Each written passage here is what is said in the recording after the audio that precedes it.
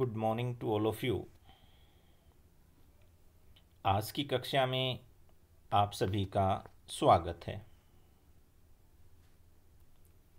आज हम हमारी भूगोल की पाठ्यपुस्तक का एक नया अध्याय शुरू करने जा रहे हैं, जिसका नाम है खनिज तथा ऊर्जा संसाधन। जैसा कि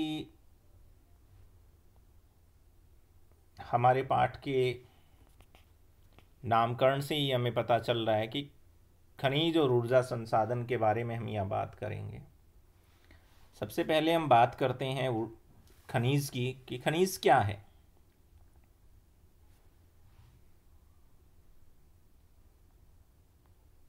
ये वो अयस्क या तत्व है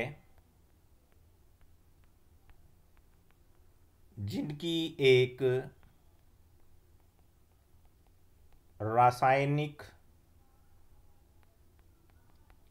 संरचना होती है।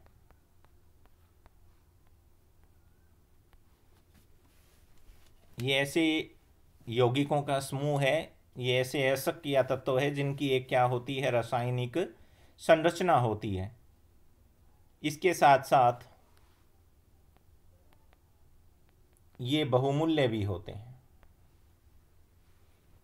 और मानव के विकास में उपयोगी। सेकंड हमारे पास है ऊर्जा संसाधन। वो साधन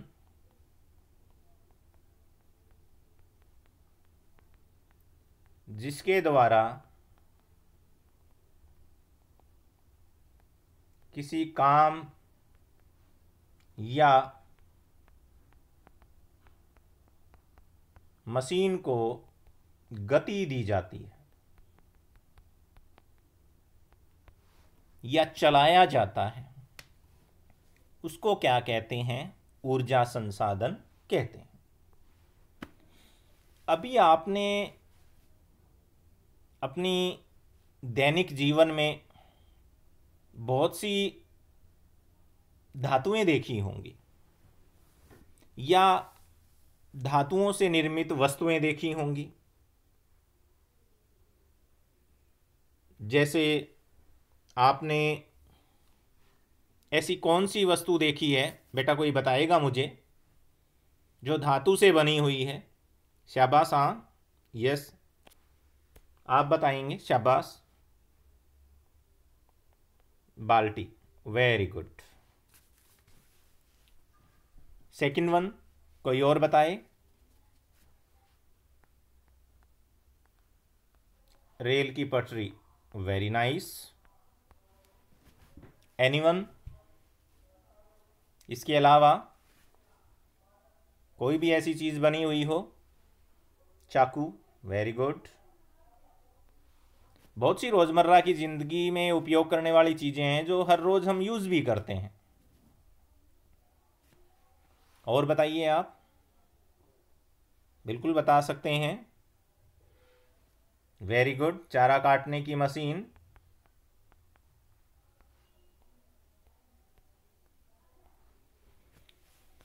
तो ये जो मैंने लिखे हैं, बाल्टी है, चारा काटने की जो मशीन है, इसके अलावा चाकू है, ये सभी धातु से निर्मित है। और भी ऐसी बहुत सी वस्तुएं हैं जो धातु से बनी हुई होती हैं। यस, ओके ओके, हाँ बिल्कुल बताइए। हाँ, car, very good. Second one, रेलगाड़ी, अरे वाह, बहुत अच्छे। और बताइए। हवाई जहाज, वेरी नाइस। ये देखिए कितनी वस्तुएं निकल के आ रही हैं जो धातुओं से बनी हैं, जिन्हें हम जानते हैं, बहुत बार जिनका हम उपयोग करते हैं। तो आप ये देखिएगा कि जो खनिज है, ये जो धातु है, ये हमें किनसे मिलती है? खनिजों से मिलती है, क्योंकि खनिज जो हमारे पास होते हैं वो दो प्रकार के होते हैं। क्या होते हैं? दो प्रकार के होते हैं। एक तो कौन सा होता है? धात्विक खनिज होता है। कौन सा खनिज होता है? धात्विक खनिज। और दूसरा हमारे पास कौन सा आता है? अधात्विक। जो अभी मैं बात कर रहा था वो कौन से खनिजों की बात कर रहा था? जो धातु से बने हुए थे उनकी बात कर रहा था, जिनको धात्विक खनिज कहा जाता है। और दूसरा जो वो होता है जिसके अंदर धातु का अंश विद्यमान नहीं होता, उसे कौन सा नाम दिया गया है? अधात्विक नाम दिया गया है। तो ऐसे ही इस पाठ के अंदर हम खनिजों के बारे में और ऊर्जा संसाधन के बारे में जैसे हम बात कर रहे थे, आप बता भी सकते हैं बहुत आसानी से कि ऊर्जा संसाधन आपने कौन कौन से इस्तेमाल किए हैं। वेरी गुड, हाँ, yes, very good, very good, बहुत अच्छा। कोयला, आप लोग घरों में इसको जलाते हो। वेरी नाइस, बहुत अच्छे। बिजली, वेरी गुड, जिसे जल विद्युत भी कहते हैं। वेरी गुड बेटा, हाँ, आप घरों के अंदर पंखे चलाते हैं, मोटर चलाते हैं। Very good. तो ऐसे संसाधन भी हैं हमारे पास। हाँ, वेरी गुड, शाबाश। पेट्रोल, गाड़ी चलाई जाती है जिससे। Nice one, very good. प्राकृतिक गैस, देखो कितने अच्छे आंसर हमारे ही बीच से निकल के आ रहे हैं कि प्राकृतिक गैस भी ऊर्जा का एक क्या है? संसाधन है। हाँ, आप बताएंगे। वेरी गुड, शाबाश। ओ, वेरी नाइस, सौर ऊर्जा, वेरी गुड। अरे ये तो बहुत अच्छा आंसर दिया है आपने। और एट प्रेजेंट में गैर परंपरागत स्रोत है ऊर्जा का। ये कौन सा स्रोत है? गैर परंपरागत। अभी मैं आपको बता देता हूं, जैसे खनिज दो प्रकार के होते हैं उसी प्रकार ऊर्जा के संसाधनों को भी हमने दो भागों में बांटा है। एक तो कौन सा आता है? परंपरागत। कौन सा आता है? परंपरागत। परंपरागत का मतलब जिसका हम लंबे समय से उपयोग कर रहे हैं। क्या कर रहे हैं? लंबे समय से ऊर्जा के रूप में प्रयोग कर रहे हैं। तो अभी थोड़ी देर पहले मैंने लिखा था कोयला बहुत लंबे समय से उपयोग किया जा रहा है। पेट्रोल है, बहुत लंबे समय से हम इसका जो है उपयोग कर रहे हैं। जबकि गैर परंपरागत कौन से होते हैं? जिनका भी हाल ही में हमने उपयोग करना शुरू किया है। तो क्या है? सौर ऊर्जा, पवन ऊर्जा। कौन सी होती है? सौर ऊर्जा है, पवन ऊर्जा है, ज्वारीय ऊर्जा है। तो इस पाठ के अंतर्गत हम खनिज और ऊर्जा संसाधनों के बारे में जानेंगे। तो आइए हम हमारे पाठ की यहाँ शुरुआत करते हैं। तो सबसे पहले हम बात करते हैं कि खनिज क्या है।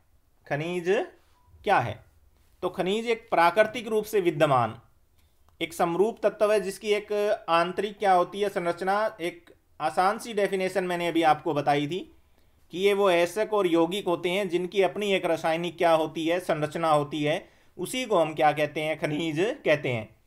और जो प्रकृति में बहुत से खनिज पाए जाते हैं, जिसमें कुछ खनिज ऐसे हैं जो बहुत कठोर होते हैं, जैसे हीरा सबसे कठोर है और नरम चूना है। तो फिर हम बात करते हैं कि खनिज जो है इतने विविध क्यों है। अब इनकी जो एक रासायनिक संरचना होती है, इनका जो निर्माण होता है, इनका जो रंग होता है, इनका जो गुण धर्म होता है, इनकी जो चमक होती है, कठोरता होती है, तो कहने का भाव ये है कि प्रत्येक खनिज की क्या होती है? एक भौतिक व रासायनिक क्या होती है? संरचना होती है। इसके निर्माण में जो सहायक तत्व लगते हैं वो क्या होते हैं? अलग अलग होते हैं। इस कारण हमें भिन्न भिन्न प्रकार के क्या मिलते हैं? खनिज मिलते हैं। अभी मैंने आपको बताया था, ये देखिए कि चट्टान जो है खनिजों के समरूप तत्वों के यौगिक है, क्योंकि ये खनिज जो होते हैं पृथ्वी के गर्भ में हमें कहाँ पाए जाते हैं? चट्टानों के छिद्रों में पाए जाते हैं। जब बहुत ज़्यादा उष्णता होती है, बहुत ज़्यादा गर्मी होती है, तो ये पिघल जाते हैं और पिघल करके ये जो चट्टानों के बीच में जो छिद्र होते हैं वहाँ चले जाते हैं। और जब आंतरिक भाग ठंडा होता है तो ये क्या हो जाते हैं? वहाँ जम जाते हैं। तो सारे जितने भी खनिज हमें मिलते हैं वो सारे के सारे हमें कहाँ पर मिलते हैं? चट्टानों में। देखिए कि अब तक हमने जो 2000 से अधिक खनिजों की पहचान की है, लेकिन अधिकतर चट्टानों के अंदर ही क्या है, खनिजों की बहुतायत है। सबसे ज़्यादा जो खनिज है वो हमें कहाँ पाए जाते हैं, चट्टानों में पाए जाते हैं। खनिज जो होता है वो एक निश्चित तत्व का योग है। मैं भी आपसे बात कर रहा था कि तत्वों के यौगिक हैं ये, और उन तत्वों का निर्माण उस समय के भौतिक और रासायनिक परिस्थितियों का क्या होता है, परिणाम होता है। और वो खनिजों को जो है प्रभावित करती हैं। किस चीज़ में प्रभावित करती हैं, रंग अलग अलग मिलेंगे आपको। सोने का रंग जैसे सुनहरी होता है। इसके अलावा कठोरता, अभी हमने बात की थी, कुछ नरम है कुछ कठोर है। इनकी चमक, कुछ चमकीले होते हैं, किस बहुत से ऐसे होते हैं जिनमें चमक नहीं होती। घनत्व उनका, और विविध प्रकार के क्रिस्टल। तो भूवैज्ञानिक इन्हीं विशेषताओं के आधार पर खनिजों का क्या करते हैं, वर्गीकरण करते हैं। किसका वर्गीकरण करते हैं, खनिजों का। तो यहाँ आप देखेंगे, अभी मैंने थोड़ी देर पहले आपको एक्सप्लेन करके बताया था, जो खनिज है उसको हम दो भागों में बांटते हैं। पहले तो किसमें, धात्विक और अधात्विक में। धात्विक और अधात्विक में अभी मैंने आपको बताया था धात्विक कौन से होते हैं, जिसमें धातु का अंश पाया जाता है, जिसमें क्या मिलता है, धातु का अंश। और अधात्विक कौन सा होता है, जिसमें धातु का अंश पाया नहीं जाता। अब देखिए आप, नमक है, इसमें कोई धातु नहीं होती। पोटास है, इसमें कोई धातु नहीं होती। पोटास में कोई धातु नहीं होती, नमक में कोई धातु नहीं होती है। संगमरमर का जो पत्थर होता है उसमें कोई धातु नहीं होती। चूना में कोई धातु नहीं होती। अब जो धात्विक खनिज है उसको भी हम दो भागों में डिवाइड कर लेते हैं। एक तो वो जिसमें लोहा पाया जाता है, उसे तो क्या कहते हैं, लोह खनिज। जैसे लोहा है, मैग्नीज है, निकल है और कोबाल्ट है। फिर हम धात्विक खनिज का जो दूसरा जो हमारा भाग आता है उसको एलो खनिज कहते हैं, जिसमें लोहा नहीं मिलता। जैसे तांबा है, सीसा है, जस्ता है, बॉक्साइट है, सोना है। इसमें क्या नहीं मिलता है, लोहा नहीं पाया जाता है। क्या नहीं मिलता है, लोहा नहीं पाया जाता है। इसके अलावा हम दो अन्य खनिजों के बारे में और जानेंगे। बहुमूल्य खनिज, जिनकी जो मूल्य होता है बहुत ज़्यादा होता है, जैसे सोना, चांदी है, प्लेटिनम है। उसके बाद खनिज के अंदर हमारे पास आता है एक ऊर्जा खनिज। अभी मैंने बात की थी कोयला, पेट्रोलियम और प्राकृतिक गैस, जो हमारे काम को क्या देते हैं, गति प्रदान करते हैं। उनको हम क्या कहते हैं, ऊर्जा खनिज कहते हैं। अब बात आ जाती है, हमारा जो नेक्स्ट जो पॉइंट है कि खनिजों की उपलब्धता, खनिज कहाँ पाए जाएंगे। अभी मैंने आपको बताया था कि खनिज जो है वो कहाँ मिलते हैं, चट्टानों में मिलते हैं। कहाँ मिलते हैं, चट्टानों में मिलते हैं। या फिर क्या है, जो महासागरों की जो तलहटी है, महासागरों की तलहटी में भी पाए जाते हैं। नदियों में भी मिलते हैं। किस में मिलते हैं, नदियों में भी मिल जाते हैं, पहाड़ियों पर भी मिल जाते हैं। तो बहुत से, यह भी मैं बात कर रहा था देखो आपसे कि सामान्यतः जो खनिज है वो एस्को में पाए जाते हैं। एस्क का मतलब क्या होता है, विभिन्न तत्वों का मिश्रण। और इन एस्को में से क्या निकाल देते हैं, अगर हम अशुद्धि निकाल देते हैं, क्या निकाल देते हैं, अशुद्धि अगर निकाल देते हैं तो फिर हमारे पास क्या बच जाता है, खनिज बच जाता है। क्या बच जाता है हमारे पास, विशुद्ध खनिज बच जाता है, बिल्कुल शुद्ध। अब ये देखिए, अब हम यहां बात करेंगे कि ये कहां कहां पाए जाते हैं। हमारे पास 3 प्रकार की चट्टानें हैं। कितने प्रकार की चट्टानें होती है, आग्नेय, निर्माण की दृष्टि के आधार पर आग्नेय का अर्थ होता है आग से निर्मित। किससे निर्मित, आग से निर्मित, यानी कि लावे से इसका निर्माण होता है। किससे होता है इसका निर्माण, लावा से। सेकंड आती है हमारे पास अवसादी। अवसाद का अर्थ होता है टूटे फूटे, टूटे फूटे कणों से। इसका निर्माण किससे होता है, नदियों से होता है। नदियां क्या करती हैं, जिस भी मार्ग में बहती है वो चट्टानों से टकराती, उन्हें तोड़ती है और कहाँ पर जमा कर लेती है, अपने तल में जमा कर लेती है। तल के अंदर लगातार जमाव करने से नीचे की जो परत होती है वो क्या हो जाती है, कठोर हो जाती है, और एक चट्टान का क्या कर लेती है, निर्माण। उसको क्या बोला जाता है, अवसादी चट्टान। और अंतिम आती है हमारे पास रूपांतरित। रूपांतरित या फिर कायांतरित भी बोल देते हैं, कायांतरित। कायांतरित, कायांतरित का मतलब है काया पलट जाना, रूप बदल लेना। क्या बदल लेना, रूपांतरित का मतलब क्या होता है, रूप बदल जाना। अब यही जो अवसादी जो चट्टान है, इसके ऊपर परत दर परत जब जमती जाएगी तो नीचे की जो परत होती है सबसे अधिक दबाव के कारण वो अपना क्या कर लेती है, रूप बदल लेती है। जैसे कि चूने का जो पत्थर होता है हमारे पास वो किस में कन्वर्ट हो जाता है, संगमरमर में कन्वर्ट हो जाता है। तो यहाँ हम बात करेंगे जो खनिज होते हैं वो हमें किस में पाए जाते हैं, शैल समूह में पाए जाते हैं। और पहला जो हम बात करेंगे जो सबसे ज़्यादा जो हमें खनिज मिलते हैं वो आग्नेय चट्टानों में मिलते हैं। किस में मिलते हैं, आग्नेय चट्टानों में। देखिए आग्नेय तथा कायंत्रित चट्टानों में खनिज कहाँ मिलेंगे, दरारों में मिलेंगे।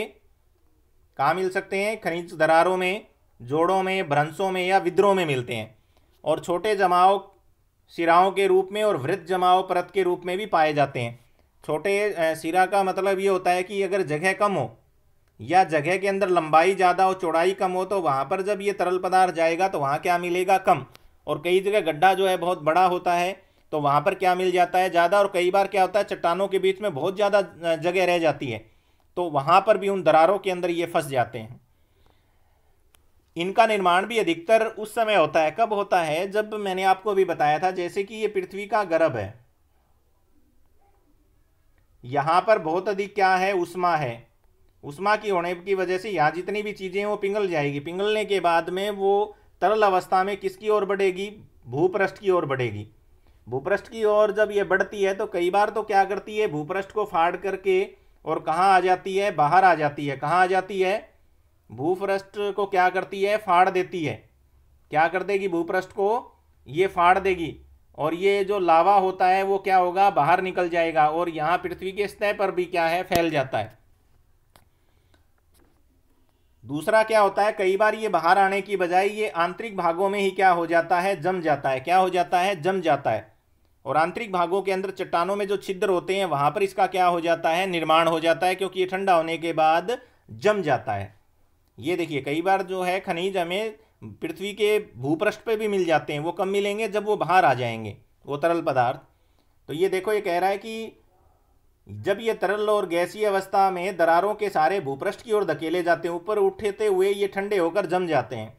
मुख्य धात्विक खनिज जैसे जस्ता है, तांबा है, जिंक है और सीसा आदि इसी तरह की सिराओं और जमाओं में हमें क्या होते हैं, प्राप्त होते हैं। सेकंड जो हमारे पास आता है वो आता है अवसादी चट्टान। अभी मैंने आपको बताया था कि अवसादी जो चट्टानें होती हैं, अब इनमें खनिज कैसे होता है। मैंने बताया आपको कि चट्टानों के अंदर खनिज मिलते हैं और चट्टानों से कौन टकराती है, नदियों का पानी टकराता है। नदियों का जब पानी जब उससे टकराएगा तो नदी उसको तोड़ेगी तो वो अपने साथ क्या ले जाएगी, धातु भी ले जाएगी, उन खनिजों को भी ले जाएगी और इनका क्या कर देगी, परतों में निक्षेपण करेगी। मैंने बताया था ना आपको कि अवसादी जो चट्टानें होती हैं वो पहले नीचे की परत, फिर उसके ऊपर एक परत और ऐसे जमाव होता रहता है तलहटी में। तो ये कहता है ये परतों में निक्षेपण का मतलब जमाव है, या संचयन का मतलब भी जमा होना का परिणाम है। कोयला तथा कुछ अन्य प्रकार के लो एस्कों की जो निर्माण अवधि है वो क्या होती है, अत्यधिक उष्मा और दबाव का ही क्या है, परिणाम है। अवसादी चट्टानों में दूसरी श्रेणी के जो खनिज होते हैं, जिप्सम है, पोटास है, नमक है और सोडियम पाए जाते हैं। इनका निर्माण जो होता है विशेषकर शुष्क प्रदेशों में वाष्पीकरण के फलस्वरूप होता है। उसके बाद में तीसरी जो चीज है हमारे पास खनिजों के निर्माण की एक अन्य विधि है धरातलीय चट्टानों का अपघटन हो जाना। क्या हो जाना, अपघटन। ये कब होता है, चट्टानों के जो घुलनशील तत्वों के अपर्दन के पश्चात ऐसक वाली अवशिष्ट चट्टानें रह जाती हैं। यानी कि बाकी जो चट्टान होती है वो तो सारी पानी में घुल के क्या हो जाती है, चली जाती है, और बाकी क्या बच जाता है, केवल खनिज। उसके बाद मैंने आपको पहाड़ियों के बारे में बताया था, तो पहाड़ियों के आधार और घाटी के तल की जो रेत होती है वो जलोढ़ के जमाव के रूप में भी कुछ खनिज मिलते हैं, जिनको क्या बोला जाता है, प्लेक्सर निक्षेप। ये नदियां जो है जब घाटियों में प्रवेश करती है तो उसका बहाव क्या हो जाता है, धीमा हो जाता है। अपने साथ वो जितना कुछ भी बहाकर लेके आती है, जैसे मैं एग्जांपल से बताता हूं आपको, जैसे कि ये बहुत बड़ा पहाड़ है और यहां से कोई नदी निकलती है और ये मैदान है, तो यहां से निकलेगी तो उसकी गति क्या होगी, तेज होगी। क्या होगी, यहां उसकी गति तेज। जैसे ही वो नीचे तल पे आ जाती, ये तल है, तल के बाद वो कहाँ बहना शुरू हो जाती है, मैदान में बहना शुरू हो जाती है। तो जैसे ही यहां पहुंचेगी मैदान में, इसकी गति क्या हो जाएगी, धीमी। अब यहां तीव्र है और यहां धीमी है, इन दोनों के बीच में यहां पर, तो यहां क्या करेगी, वो जमाव कर देगी। क्या कर देगी, जमाव कर देगी इस तल पर। ये घाटी होती है, तलहटी का जो क्षेत्र होता है दो ऊंचाई वाले भाग के बीच का स्थान, दो ऊंचे स्थानों के बीच का जो स्थान होता है उसे हम क्या बोलते हैं, घाटी बोलते हैं। यहाँ ये क्या हो जाएगा, जमा हो जाएगा, और इस जमाव को ही हम क्या कहते हैं, प्लेसर निक्षेप। कई बार आ जाता है ये प्रश्न, क्या बोलते हैं इसको, प्लेसर निक्षेप बोलते हैं। तो प्लेसर निक्षेप के नाम से जाना जाता है, जो जल के द्वारा घर्षित नहीं होते, ये जल के घर्षण से क्या है, खत्म नहीं होते। तो इसमें सोना, चांदी, टीन और क्या है, प्लेटिनम मुख्य है। उसके बाद नेक्स्ट जो हमारे पास आता है वो आता है महासागरीय जल। अब यहाँ भी बहुत से, मैंने अभी आपको बताया था कि जो महासागर होते हैं उनकी तलहटी में भी खनिज पाए जाते हैं। हालांकि आर्थिक रूप से बहुत ज़्यादा महंगे नहीं होते हैं। तो जैसे नमक है, मैग्नीशियम है या ब्रोमाइन है, ये हमें कहाँ पर मिलता है, महासागरों में। और महासागरीय जो तली है उसके अंदर मैग्नीज ग्रंथियों बहुत ज़्यादा मिलती है, महान है ये, उसमें बहुत ज़्यादा यहाँ पर पाई जाती है। उसके बाद एक ये रेड होल कई बार आ जाता है। ये रेड होल के बारे में आप क्या जानते हैं? अब रेड होल क्या होता है, जो भी हम खनिजों को निकालते हैं उसके लिए हम क्या करते हैं, गड्ढा खोदते हैं, एक होल खोदते हैं। रेड का मतलब जैसे चूहा खोदता है ना गड्ढा, बिल बनाता है अपने रहने के लिए ज़मीन के अंदर, इसी प्रकार हम बिल बनाते हैं खनिजों को बाहर निकालने के लिए। तो उनको क्या बोला जाता है, रेड होल कहते हैं। जब किसी खनिज को जो है खादान के अंदर से बाहर निकाला जाता है, क्या बना करके, सुरंग बना करके, बहुत लंबी लंबी सुरंगें बनाई जाती है, तो उन सुरंगों को क्या बोला जाता है, रेड होल बोला जाता है। अब भारत जो है उसके अंदर विविध प्रकार के खनिज पाए जाते हैं और हम बहुत सौभाग्यशाली भी हैं। भारत में जिस प्रकार विभिन्न प्रकार की ऋतुएं, वनस्पति, जीव जंतु पाए जाते हैं, इसी प्रकार भारत में विविध प्रकार के क्या मिलते हैं, खनिज भी मिलते हैं। क्या मिलते हैं, खनिज मिलते हैं। ये बता रहा है, देखिए, हालांकि इनका वितरण असमान, असमान क्यों है, जैसे हरियाणा है, अब हरियाणा में कोई महत्वपूर्ण खनिज नहीं मिलता, पंजाब में कोई महत्वपूर्ण खनिज नहीं मिलता, जबकि मध्य प्रदेश है, छत्तीसगढ़ है, झारखंड है, पश्चिमी बंगाल है, कर्नाटक है, आंध्र प्रदेश है, उड़ीसा, खनिजों के भंडार बहुत हैं। तो ये बता रहा है आपको, ये देखिए कि जो प्रायद्वीपीय जो चट्टानें हैं, जो प्रायद्वीपीय पठार है दक्षिण के अंदर हमारा, वहाँ पर कोयला, धातु, अभ्रक और अनेक अधात्विक खनिजों के भंडार संचित हैं। प्रायद्वीप के पश्चिमी और पूर्वी पार्श्व पर गुजरात और असम की तलहटी चट्टानों में खनिज तेल के निक्षेप भी पाए जाते हैं। जो हमारे प्रायद्वीपीय जो पठार की जो शैल है उसके साथ साथ राजस्थान के अंदर एलो खनिज मिलता है। राजस्थान का जो खेतड़ी जो जिला है, यहाँ पर क्या मिलता है, तांबा मिलता है, जबकि ये कौन सा खनिज है, एलो खनिज है। अब भारत का जो उत्तर भारत का जो विशाल मैदान है, आर्थिक महत्व के हिसाब से यहाँ पर खनिज नहीं है बिल्कुल भी। क्यों? क्योंकि यहाँ खेती होती है बहुत ज़्यादा और ज़मीन के अंदर खनिज यहाँ पर नहीं पाया जाता। आइए अब हम यहाँ पर बात करते हैं, जो भारत है उसके अंदर कौन कौन से खनिज जो है पाए जाते हैं, उसके वितरण के ऊपर हम बात करते हैं। सबसे पहले तो सबसे पहले जो हमारे पास वितरण की जब हम बात करते हैं तो हमारे पास खनिज आता है लौह खनिज। इसको हम आधारभूत खनिज भी कहते हैं, क्योंकि जो अन्य उद्योग धंधे हैं उसके अंदर जो मशीनें लगी हुई होती है वो सारी किसकी लगती है, लौह खनिज की लगती है। और भी बहुत से जो उत्पादन किया जाता है उसके अंदर हमें किसकी ज़रूरत पड़ती है, लोहे की ज़रूरत पड़ती है। जैसे रेलगाड़ी बनानी है, किससे बनेगी, कार बनानी है, बस बनानी है, मशीनें बनानी है, इन सब में किसका उपयोग होगा, लौह खनिज का होगा।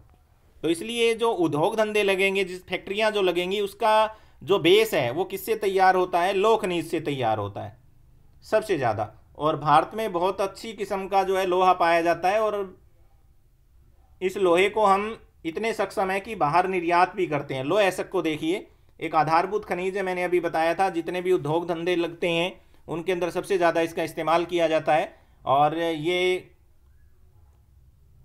एक आरेख के माध्यम से आपके सामने यहाँ दिखाया भी गया है कि जो उड़ीसा है उसमें 52%, कर्नाटक में 14%, छत्तीसगढ़ में 16%, झारखंड में 11% और अन्य के अंदर जो है 7% है।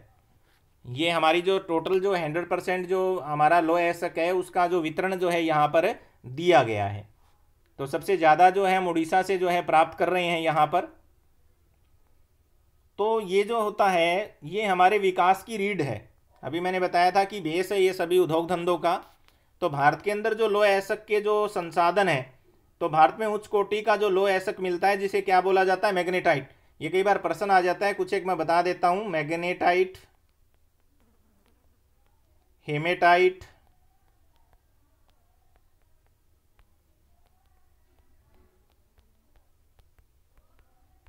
सिंडेराइट, ये महत्वपूर्ण जो है लोह अयस्क के प्रकार है। जैसे कि इसके अंदर 70% तक लोहा मिलता है हमें जो है मैग्नेटाइट के अंदर, जबकि हेमेटाइट के अंदर हमें 40 से लेकर के 50% तक मिलता है। सिंडेराइट के अंदर हमें 40% से कम मिलता है। तो लोहे के जो गुण विद्यमान होते हैं उसी के आधार पर हम लोहे का क्या करते हैं, वर्गीकरण करते हैं। तो सबसे देखिए, ये मैग्नेटाइट सर्वोत्तम जो है प्रकार का लोह अयस्क है, इसमें 70% लोहा पाया जाता है और इसके अंदर सर्वश्रेष्ठ जो है चुंबकीय गुण होते हैं। इसका जो है अधिकतम मात्रा में उपयोग होता है, किंतु लोह अंश की मात्रा मैग्नेटाइट की अपेक्षा किसमें होती है, हेमेटाइट में थोड़ी होती है। इसमें 50 से लेकर कितने होती है, 60% तक पाई जाती है। उसके बाद में जो लोह अयस्क है वो भारत में मिलता कहाँ कहाँ है, तो हमने पेटियाँ बना रखी है। पेटी का मतलब होता है जहाँ से खोद करके जहाँ लोहे को बाहर निकाला जाता है, या जहाँ पर लोहे के जो खनिज है वो बहुत अधिक मात्रा में विद्यमान हो। पेटी का मतलब ये होता है जहाँ पर बहुत आयात मात्रा में हमें क्या मिल जाता हो, लोहा मिल जाता हो। तो पहली हमने अभी बात कर रहे थे यहाँ की उड़ीसा में सबसे ज़्यादा मिलता है। किस में मिलता है, उड़ीसा में सबसे ज़्यादा मिलता है। तो उड़ीसा झारखंड पेटी या हेमेटाइट किस्म का जो है वो जगह है मयूरभंज और कयोंझर। कई बार आ जाता है ये प्रश्न, झारखंड के सिंहभूम जिले के अंदर मिलता है हमें। इसके अलावा जो दूसरी जो पेटी है वो है दुर्ग, बस्तर और चंद्रपुर। ये कहाँ मिलती है, महाराष्ट्र और छत्तीसगढ़ में।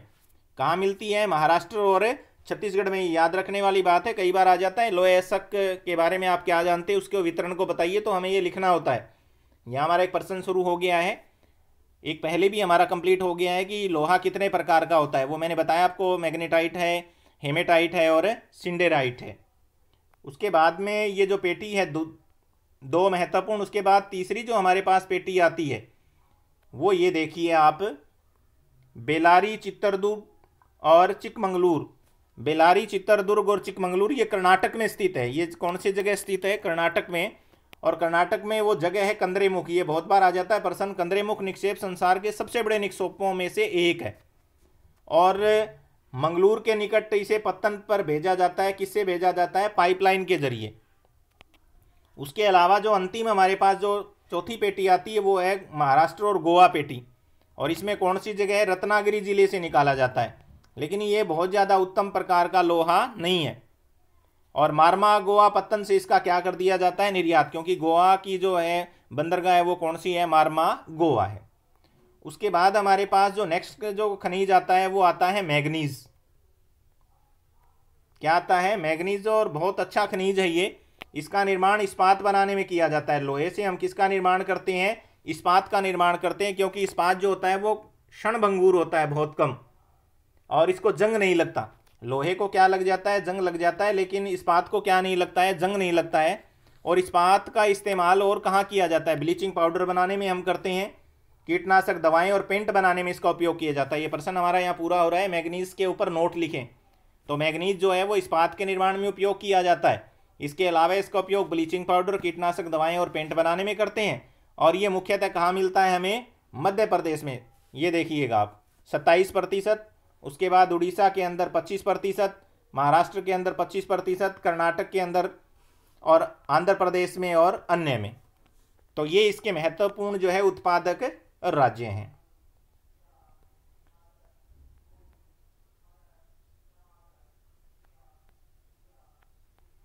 ये देखिए आप, इस मैप के जरिए भी आप बहुत अच्छे से देख सकते हैं लोह अयस्क खाने हमें कहाँ कहाँ मिलती हैं।